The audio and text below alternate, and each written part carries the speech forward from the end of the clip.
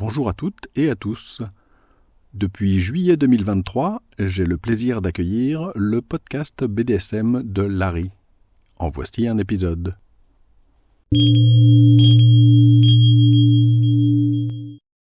Bonjour et bienvenue sur le podcast BDSM de Larry. Je suis Larry. Ceci est le 28e épisode. Dans cet épisode, je vais parler de l'exhibitionnisme dans le contexte du BDSM. Première partie, de quoi parlons-nous exactement ? À l'origine, de façon générale, le terme exhibitionnisme correspond à l'envie et l'excitation de montrer ses organes génitaux ou d'être observé par d'autres personnes pendant qu'on a un rapport sexuel, par exemple. Évidemment, il existe un certain nombre de définitions médicales, parce que quand ça atteint un certain seuil, un certain manque de contrôle de la personne, c'est considéré comme une maladie, notamment quand ça devient quelque chose qui est obsessionnel, que la personne peut plus se contrôler. Évidemment, l'exhibitionnisme, comme vous le savez, ça a aussi plein d'autres sens plus larges et qui n'ont pas forcément de rapport avec la sexualité. Par exemple, l'obsession de mettre sa vie privée sur la scène publique. Et par extension aussi, on en parle pour plein d'autres choses, comme par exemple le comportement des médias, surtout de certains médias, qui jouent à fond donc sur ce genre de choses et sur l'envie que les gens peuvent avoir justement de voir un certain nombre de choses qui sont entre guillemets exhibées. Même si là, on ne parle pas d'exhibitionnisme de la part des personnes auxquelles sont consacrées par exemple des émissions, ce genre de choses. Donc généralement, quand on parle d'exhibitionnisme, on parle souvent avant tout quand même du côté sexuel. Dans un contexte BDSM, je pense qu'on peut dire que ça va aller au-delà. Alors je vais expliquer exactement ce que je veux dire par là. La première chose à laquelle on penserait, par exemple, c'est le côté nudité, évidemment. Donc par exemple, vous pourriez penser à quelque chose du genre se balader dehors avec quelqu'un qui est nu, par exemple avec une personne qui est tenue en laisse, ce genre de choses. Donc là, on serait pas très loin de la définition d'origine classique de l'exhibitionnisme. Mais je pense qu'on peut aller plus loin parce que, à mon avis, on peut aussi considérer que faire des pratiques en général de type BDSM en public est selon moi quelque chose qu'on devrait rattacher à l'exhibitionnisme aussi. Il n'y a pas forcément un côté sexuel, mais il y a quand même la recherche d'une certaine excitation à se montrer, et à se montrer évidemment, sous-entendu, en faisant des choses qui vont un peu choquer, surprendre, déranger les autres. Parce que si on y réfléchit, pour quelle raison en fait montrer ses organes génitaux c'est un problème ? Pourquoi est-ce que ça s'appelle de l'exhibitionnisme ? C'est parce que montrer ses organes génitaux c'est montrer quelque chose d'intime, et on sait qu'en le faisant, on va entre guillemets choquer, surprendre, déranger, etc. Mais les pratiques de type BDSM, comme vous le savez certainement, sont encore très mal vues. Bon nombre d'entre elles sont justement assez choquantes, surprenantes, etc. Beaucoup de gens vont les trouver dérangeantes. Donc finalement, en y réfléchissant, c'est pas vraiment si différent au final. La seule chose, c'est que au lieu de montrer ses organes génitaux, on montre des pratiques qui sont généralement donc des choses qu'on est supposé plutôt faire dans l'intimité, et pas à aller les faire devant tout le monde, en public en fait. Et puis après, évidemment, comme je l'ai évoqué dans le premier exemple, on peut mélanger les deux, et donc vous pouvez parfaitement avoir du BDSM et de la nudité. Donc là, vous rajoutez à l'exhibitionnisme classique une couche BDSM. Alors je précise une chose, pour être bien clair, on parle bien là de choses qui sont faites en public, devant donc forcément des personnes qui ne s'attendent pas à voir ce genre de choses, et on n'est pas du tout là dans un club adulte par exemple. Il est évident que dans un club adulte, même si on peut se sentir soi-même en train de s'exhiber, ce n'est pas ce que moi j'appellerais réellement de l'exhibitionnisme, parce que les personnes que vous croisez dans le club, elles savent qu'elles vont rencontrer ce genre de choses, elles seront pas forcément gênées, ou elles ne le seront pas du tout évidemment, et puis en allant dans un club évidemment, on sait qu'on va voir ce genre de choses. Il n'y a pas le côté surprise, et il n'y a pas le côté être non consentant et qu'on vous impose de voir des choses. Alors qu'en public évidemment, les personnes qui peuvent voir ce genre de choses ne sont par nature évidemment pas consentantes, forcément. Là je viens de parler des clubs adultes, mais de la même façon vous avez par exemple tout ce qui est nudisme, naturisme, ou même tout simplement des choses comme les seins nus sur les plages. Toutes ces choses ne sont pas de l'exhibitionnisme évidemment. Peut-être que certaines personnes vont le ressentir comme ça, mais c'est pas du tout le but. J'évoquais donc l'idée de s'exhiber entre guillemets en public, mais je voudrais quand même nuancer un petit peu en parlant de ce que je vois comme étant deux types différents d'exhibitionnisme. Le premier, c'est celui auquel on pense tout de suite, c'est-à-dire d'aller se balader par exemple dans la rue en étant nu, ou dans le cadre du BDSM en faisant des pratiques BDSM. Vous avez aussi les choses du genre dans le métro ou dans le bus, une personne qui va par exemple écarter, ouvrir son manteau ou soulever sa jupe. Pour une anecdote, ça m'est déjà arrivé des choses comme ça. Ça m'est déjà arrivé de tomber plus d'une fois en fait dans les transports, mais aussi lors de soirées et lors de réunions privées. Ça m'est arrivé d'avoir des jeunes femmes qui portaient des jupes bien courtes et qui intentionnellement, parce qu'il y avait absolument aucun doute, c'était vraiment volontaire, on voyait qu'elles faisaient exprès, qui écartaient juste assez les jambes en remontant bien assez la mini-jupe de façon à ce qu'on voit clairement ce qui était en dessous. Et je peux vous dire que vous vous attendez pas vraiment à rencontrer quelqu'un qui se comporte comme ça vers 8 heures du matin dans un bus, par exemple. Ça m'avait un petit peu surpris quand même. Mais il existe un autre type d'exhibitionnisme qui est bien connu mais auquel on pense pas forcément immédiatement. C'est un exhibitionnisme où certes on va aller faire des choses en public, mais on va le faire dans des endroits où il n'y a pas forcément des gens, mais où on sait qu'il y a le risque qu'il y ait des gens. C'est-à-dire qu'on n'est pas sûr qu'il y aura quelqu'un, on n'est pas sûr que ce qu'on fait sera vu par des personnes, et donc dans ce cas-là, l'excitation vient plus du risque d'être surpris que de l'exhibition en elle-même. Alors ça peut être de faire des choses dans une forêt par exemple, ou bien à des heures très tardives ou bien très matinales en pleine rue, ce genre de choses. Ou bien ça peut être des choses qui sont un peu plus discrètes et à la limite de l'exhibitionnisme sans totalement en être. Ça peut être par exemple porter une mini-jupe qui est tellement courte que ça cache quasiment rien, et aller intentionnellement faire les ascenseurs, ce genre de choses, pour que les personnes derrière voient tout en fait. Je pense donc qu'on peut distinguer ces deux approches comme étant deux choses un petit peu distinctes, même si elles ont évidemment des gros points communs. Deuxième partie, pourquoi je suis contre l'exhibitionnisme, mais si je considère l'exhibitionnisme en tant que tel, sans spécialement distinguer que c'est lié à du BDSM ou pas du tout, personnellement je suis plutôt opposé à ce genre de choses. La raison est vraiment très simple, je pense qu'elle est assez évidente. C'est pas dans mon cas que ça me dérange, parce que franchement, moi, la sexualité et la nudité, ça me dérange pas vraiment. À titre personnel, je veux dire, pour être bien clair. Mais le problème, c'est que fondamentalement, évidemment, l'exhibitionnisme, ça consiste à faire des choses face à des personnes qui sont non prévenues et qui sont, pour utiliser les grands mots, non consentantes. C'est le but, mais du coup, de façon tout à fait évidente, ça pose pas mal de problèmes du point de vue éthique et moral, en fait. Donc je vais pas entrer dans les détails parce que vous voyez bien ce que je veux dire. Un deuxième point, une raison pour laquelle, par exemple, moi je voudrais pas en faire, c'est que je veux pas imposer mes envies, mes idées aux autres, notamment dans un contexte BDSM. Moi, le BDSM, évidemment, j'adore. C'est évident parce que sinon, vous imaginez bien que je serais pas en train de faire ce podcast et que j'aurais pas lancé mon site depuis bien des années. Je fais vraiment partie des gens qui sont à fond dedans, etc.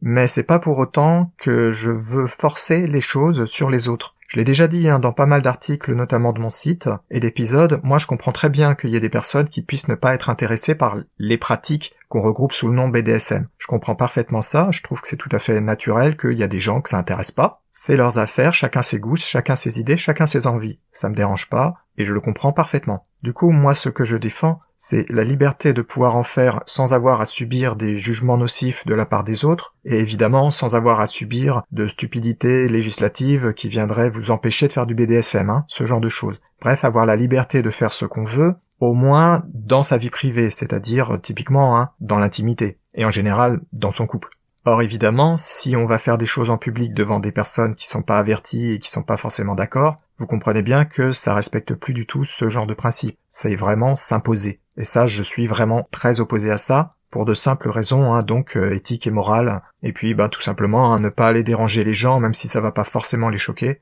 Ils sont pas là pour ça, donc pour moi, c'est quelque chose que je trouve pas vraiment correct, pour ne pas dire plus. Et en plus, il y a un deuxième aspect, qui est une conséquence de ce que j'ai dit il y a un instant, c'est que quand vous faites des choses comme ça en public et que vous les imposez aux autres, vous ne pouvez pas ensuite empêcher les autres de faire la même chose. Parce que sinon, vous allez être hypocrite évidemment. Donc si vous faites des choses du genre je m'exhibe, je me montre nu, ou bien je fais des pratiques BDSM, c'est un petit peu difficile ensuite de dire à d'autres personnes qui vont faire d'autres choses qui peuvent vous déplaire, vous choquer, etc. que non, ça vous plaît pas, vous voulez pas qu'ils le fassent. Je vais prendre un exemple réel. Vous avez peut-être déjà rencontré ce genre de choses, mais ça m'est déjà arrivé de croiser dans la rue des personnes qui viennent tenter de s'imposer avec, par exemple, des tentatives de conversion, entre guillemets, ou de vous attirer dans des sectes, ce genre de choses. Ça m'est déjà arrivé plusieurs fois de croiser ce genre de choses dans la rue, avec des fois des personnes qui étaient extrêmement agressives, et franchement, il y a eu plusieurs fois où c'était à la limite de l'agression. C'était vraiment limite. Une fois, j'ai été témoin de quelque chose qui a failli dégénérer. C'était une secte malheureusement bien connue et extrêmement célèbre pour être horriblement toxique, qui avait une boutique à Paris, et il y avait un membre donc de cette secte qui était devant la boutique, sur le trottoir, et qui essayait d'alpaguer les gens au vol, les passants, et donc qui les agressait quasiment verbalement. Il était très très très virulent, pas juste désagréable, ça allait bien au-delà de ça. Et juste devant moi, il y avait un couple, un jeune homme et une jeune femme, et il s'en est pris à eux, il s'en est pris à la jeune femme notamment d'une façon telle que ça a failli dégénérer en bagarre avec le jeune homme. C'était vraiment à la limite,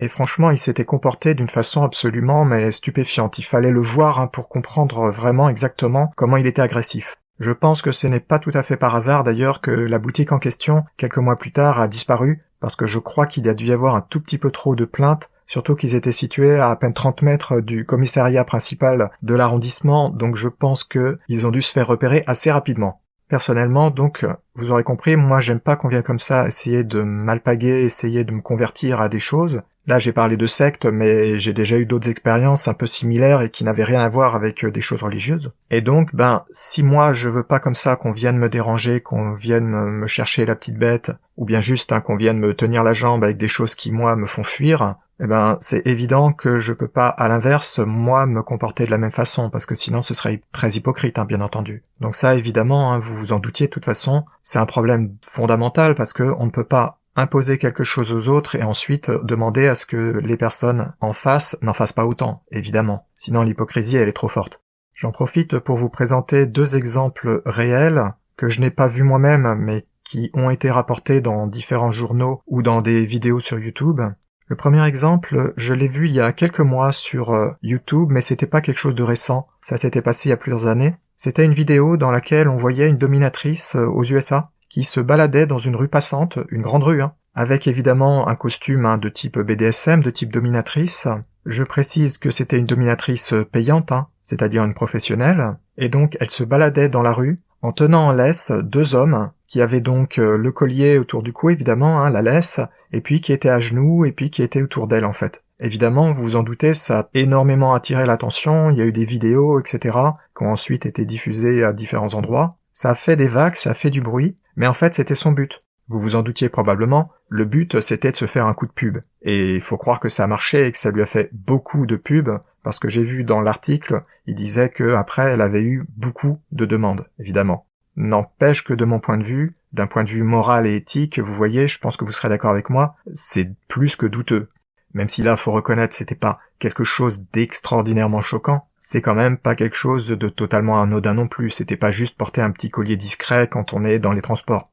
Un deuxième exemple, un petit peu dans le même ordre d'idée, mais là, c'était pas du tout des personnes qui voulaient faire leur pub, il y avait pas de professionnalisme là-dedans. Je crois que ça s'était passé en Angleterre. Il y avait un couple qui s'était vu refuser l'entrée dans un bus parce que le jeune homme tenait en laisse sa copine, en fait. Et donc, le chauffeur, il avait pas voulu les laisser entrer à cause de ça. Donc ça avait fait des histoires, ça a lancé évidemment des discussions sur les limites de ce qu'on peut faire en public, les limites de ce qui est acceptable, etc.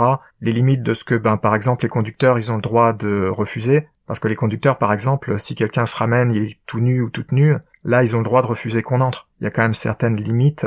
Mais le coup du collier, le coup de la laisse, probablement que légalement, c'était pas en fait quelque chose qu'il avait le droit de refuser. Même s'il pouvait trouver que c'était choquant, le conducteur, et puis aussi les autres passagers et passagères, c'était probablement pas vraiment quelque chose d'illégal. Mais là, quand même, on est un petit peu à la limite aussi, parce que c'est pas quelque chose d'hyper choquant, parce que là, la fille, d'après ce que j'ai compris en tout cas, elle était pas à genoux, ni rien de ce genre. Donc, le côté BDSM, il était quand même très léger, Bon, personnellement, je pense que ça allait pas si loin que ce soit réellement extrêmement critiquable.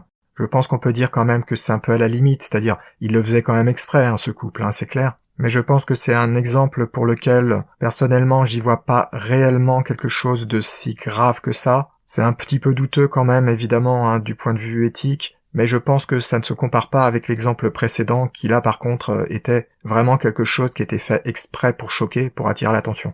Donc vous voyez, faut quand même parfois nuancer parce que la situation, le contexte, ça compte, comme je le dis toujours, le contexte c'est très important, évidemment. Et là, si on prend par exemple ces 2 exemples, autant pour le premier, je pense vraiment qu'on peut dire que c'était déraisonnable, peut-être illégal, je sais pas trop, mais en tout cas c'était d'un point de vue moral éthique plus que discutable. Autant dans le deuxième, à mon avis, bon, c'est quelque chose qui aurait dû être totalement toléré au minimum, et que personnellement, je pense, ne franchit pas réellement les limites de ce qu'on peut accepter, même si on n'est pas du tout dans le BDSM, etc.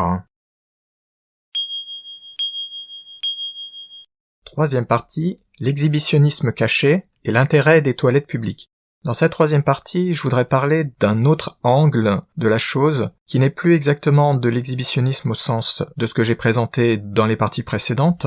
C'est ce que j'appelle l'exhibe caché ou la semi-exhibe. Alors là, l'idée, vous allez certainement la reconnaître parce que c'est quelque chose qui est super connu. L'idée, c'est quelque chose qui est relativement proche de l'exhibitionnisme, tout en n'en étant pas réellement, c'est-à-dire en ne répondant pas vraiment à la définition.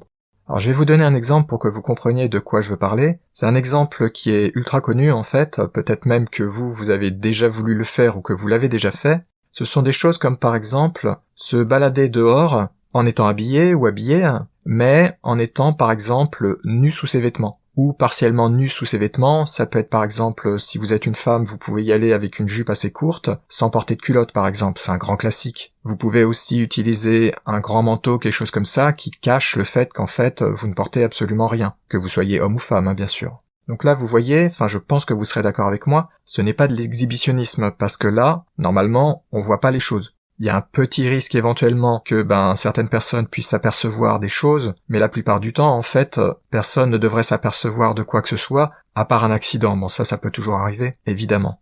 Dans ce cas-là, l'intérêt, il est plus proche du deuxième type d'exhibitionnisme dont j'avais déjà parlé tout à l'heure. Si vous vous rappelez, j'avais parlé de l'exhibitionnisme où on ne va pas réellement dans un lieu passant, un lieu public, mais un lieu où on pourrait quand même être vu ou croiser des personnes de façon imprévisible en fait. Donc là, l'excitation, c'est le risque de se faire surprendre. Donc ici, dans ce que j'appelle l'exhibe caché, c'est un petit peu le même principe, sauf que normalement, là, vous pouvez le faire en public, parce que si on a des vêtements, qu'on soit nu en dessous, ça ne se voit pas normalement. Sauf, comme j'ai dit, accident, etc. Mais donc, même si on cache les choses, il y a quand même l'excitation de se dire qu'on est en public, et que les gens ils ne se doutent pas autour, mais que par exemple si vous écartiez vos vêtements, si vous souleviez la jupe, on vous verrait nu par exemple, ou bien de façon beaucoup plus BDSM, vous pouvez avoir des sex toys, donc par exemple un plug anal typiquement, c'est un grand classique de ce genre de pratique-là. Et là l'attrait évidemment, c'est de savoir qu'on porte donc le sextoy, par exemple typiquement le plug anal, sans que les personnes autour ne le sachent. Mais c'est très excitant quand même de le porter, en étant en public, même si on sait que les personnes autour, elles ne peuvent pas le voir. Parce que forcément, le plug anal, faudrait vraiment faire des efforts pour que ça se voit. Alors ce genre de choses, c'est très connu, c'est certainement très souvent fantasmé, et je pense qu'il doit y avoir pas mal de gens qui le font plus ou moins. En tout cas, j'ai déjà lu un certain nombre de témoignages, sur des forums par exemple, qui discutaient de ce genre de choses. L'exemple typique, c'est le couple dans lequel le mari force entre guillemets, quand je dis force, bien sûr, c'est dans le côté BDSM, bien sûr. Force, par exemple, sa femme à ne pas mettre de culotte, et puis au moment où ils sont dans les grands magasins, etc., il lui rappelle, au fait, rappelle-toi, là, tu portes rien, etc., les gens, ils pourraient peut-être s'en apercevoir et tout. Même si en réalité, on risque pas de s'en apercevoir. Évidemment, je ne serais pas capable de vous donner des chiffres pour vous dire quel est le nombre de personnes qui est intéressé ou qui le fait en réel. Je pense que vous serez d'accord avec moi pour dire que là, par contre, il n'y a pas réellement de problème éthique ou moral ou de ce genre de choses, puisque, à part un accident, bien sûr, les personnes autour, elles se rendent pas compte. C'est pour ça que j'appelle ça de l'exhibe caché, c'est-à-dire que vous savez que vous êtes en train de faire des choses, entre guillemets, osées, mais les personnes autour ne s'en rendent pas compte. Et vous aurez peut-être compris à demi-mot que des choses comme ça, j'en ai déjà fait en fait. Pour vous donner des exemples réels, lors d'un rendez-vous à Paris, en public en fait, où on se rencontre sans qu'il y ait absolument de nudité ou quoi que ce soit, bien sûr.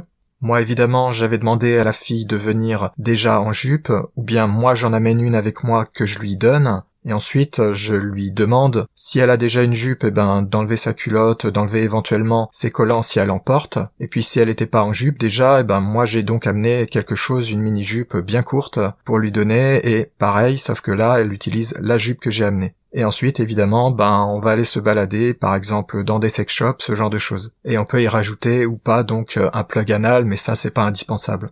Donc, les personnes qui sont autour se rendent bien compte que la fille, elle a les jambes à l'air, etc. Mais ça ne veut pas dire pour autant qu'ils se rendent compte qu'elle est vraiment nue, en fait. Parce que, évidemment, ça se voit pas. Et enfin, une autre possibilité, mais ça que je fais beaucoup plus rarement parce que ça peut se faire que en hiver, c'est l'utilisation d'un long manteau. Et là, l'idée, c'est que la fille que j'ai invitée se met totalement nue, sous le manteau long évidemment, qu'elle a porté. C'est-à-dire évidemment, il faut pas que ce soit juste une petite veste, parce que là ce serait pas possible, on verrait tout. Donc il faut un manteau qui aille au minimum au bas des fesses, ou à mi-jambe par exemple, ce genre de choses. Donc évidemment, vous comprenez que ça peut se faire vraiment que en hiver. C'est-à-dire quand il fait froid, bien entendu, c'est évident, vous vous en doutiez un petit peu. Donc des choses comme ça oui, j'en ai déjà fait par contre. Parce que j'estime que ça va. C'est quelque chose qui est parfaitement possible de faire sans que ce soit réellement une exhibition qui gêne les personnes autour. Ce n'est pas réellement de l'exhibitionnisme. D'où le terme exhib caché. J'en profite pour glisser une petite astuce que j'avais incluse dans le titre de cette partie. La question que vous pouvez vous poser, c'est oui, c'est bien de se déshabiller comme ça, mais si vous êtes en public déjà, comment est-ce que vous faites? Parce que là, vous avez compris, à chaque fois, là, je parle de rendez-vous où la fille que je rencontrais venait dans des vêtements ordinaires. Elle n'était pas déjà déshabillée en dessous, etc. Parce que je voulais éviter qu'elle soit dans les transports sans que je sois là et qu'elle soit comme ça, plus ou moins déshabillée dessous, donc. Et puis, évidemment, aussi, parce que je voulais la voir en train de se déshabiller, justement, et de se préparer pour cette séance, entre guillemets, d'exhib caché. Mais donc le problème, c'est où est-ce qu'on peut se déshabiller sans que ce soit devant tout le monde, évidemment, parce que alors là, ce serait vraiment de l'exhibitionnisme. Évidemment, il y a plusieurs possibilités, j'en ai déjà utilisé plusieurs. La première, vous y avez peut-être pensé, c'est d'aller le faire dans des toilettes, par exemple, des toilettes dans les grands magasins, ou bien dans les cabines d'essayage. Ça, c'est un des meilleurs endroits, évidemment. Mais une autre chose qu'on peut faire, c'est d'utiliser les cabines de toilettes publiques. Par exemple, si vous regardez à Paris du côté des Halles, le quartier des Halles, il y a un certain nombre de cabines comme ça, dont je connais la position, donc j'ai pas besoin de vous expliquer pourquoi, je connais la position de ces cabines, et donc elles peuvent permettre comme ça, de faire des choses, de se changer, etc., en restant à l'extérieur, sans avoir besoin d'aller dans des magasins, parce que c'est pas toujours super pratique, et de se changer, dans un sens, et ensuite, quand on a fini, de se rechanger dans l'autre sens, évidemment. Vous aurez peut-être pensé à une autre solution, c'est la solution de se changer quand on est dans une voiture. Personnellement, je le recommande pas trop parce que ça dépend du contexte bien sûr, mais quand on est dans une voiture, on peut quand même facilement se faire voir, même si quand c'est simplement soulever une jupe pour enlever sa culotte, ça se voit pas vraiment, même si quelqu'un se trouve passer à côté de vous, ça se verra pas vraiment. Mais c'est quand même pas hyper pratique, parce que dans une voiture, on est quand même assez contraint. Et puis si vous voulez faire des choses qui vont au-delà de juste avoir besoin de soulever une petite jupe par exemple, là ça devient pas du tout adapté et là il y a le risque de se faire surprendre. Donc là on sort du contexte que j'ai expliqué. Et puis de toute façon, comme moi j'habite en région parisienne, il y a plein d'endroits où c'est pas du tout pratique d'avoir une voiture ou même où c'est pas possible parce qu'il y a trop de trafic, donc vaut mieux aller en transport. Donc si vous êtes notamment dans une grande ville ou à côté d'une grande ville, et que vous voulez faire des choses comme ce que je viens de décrire, il peut être très utile, très pratique donc d'aller d'abord faire un petit repérage pour voir où sont les cabines publiques et voir si elles sont pas en réparation, parce que par exemple à Paris, dans le quartier des Halles dont je parlais tout à l'heure, il y en a un certain nombre, elles sont presque en permanence en réparation, parce qu'il y a tellement de monde qui passe et qui les utilise, qu'elles ont souvent des problèmes en fait. Mais après, quand on connaît l'emplacement d'une demi-douzaine de cabines dans un quartier, on finit toujours par en trouver une qui sera utilisable. Donc voilà, je voulais juste vous présenter cette possibilité, cette petite astuce à laquelle on pense pas forcément tout de suite, et qui est réellement utilisable, parce que ces cabines, elles sont grandes, parce que le sol, il peut être mouillé, ce genre de choses, elles permettent quand même de facilement se changer si on a besoin. Donc voilà, c'était ma section trucs et astuces.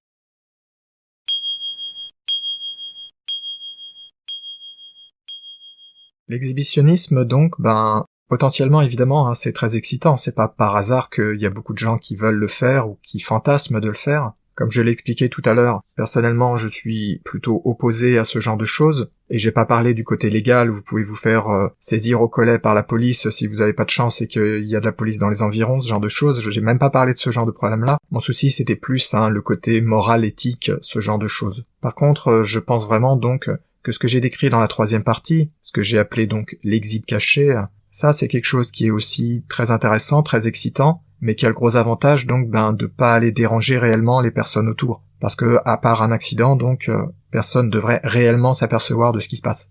Donc là, à mon avis, on n'a plus du tout ces questions de doutes éthiques et moraux, ce genre de choses.